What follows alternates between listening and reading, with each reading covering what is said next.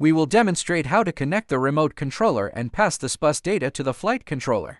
We have one cable connected the Sbus port to the transmitter of remote control. We default D2 data port is Sbus. D2 has 3 wires, only 2 of them need to be connected.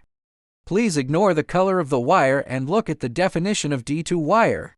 Let's look the Sbus connection details. This red one is ground. The middle one is Sbus ARX, Sbus input.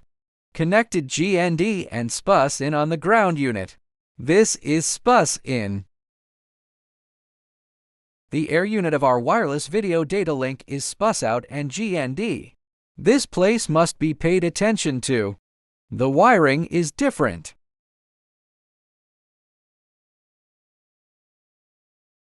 Let's start with the air unit.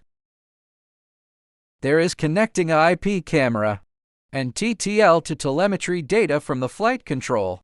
The telemetry data and video are sent to the ground unit through our wireless link. On the ground unit, the telemetry data is also sent through the network, sent directly to the remote control. You will find that there is no wire on D3 port. You don't need it. We use the air unit's serial port to ground unit's Ethernet, through the network cable, to Skydroid transmitter, to remote control.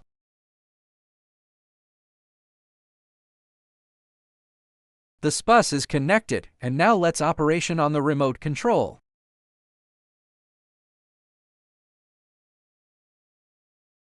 Ground control setting. Now the comms link is connected. We can disconnect it first and start over.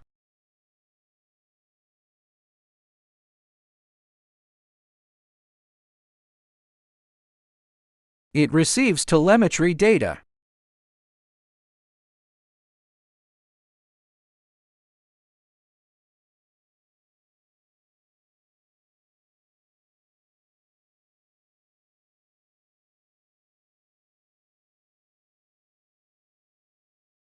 Now it is okay.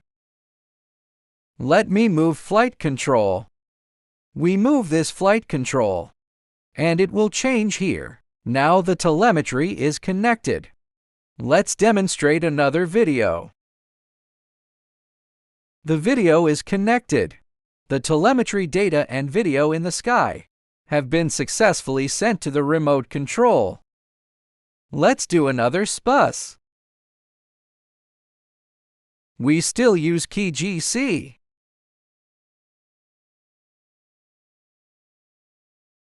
This remote control is built in.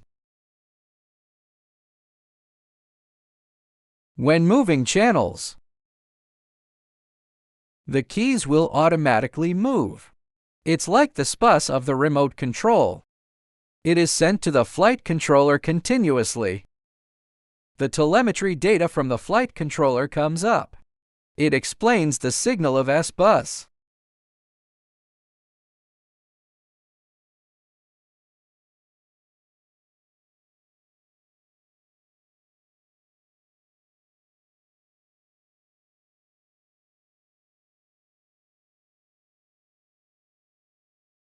Now the IP camera. The telemetry data and Sbus are both demonstrated.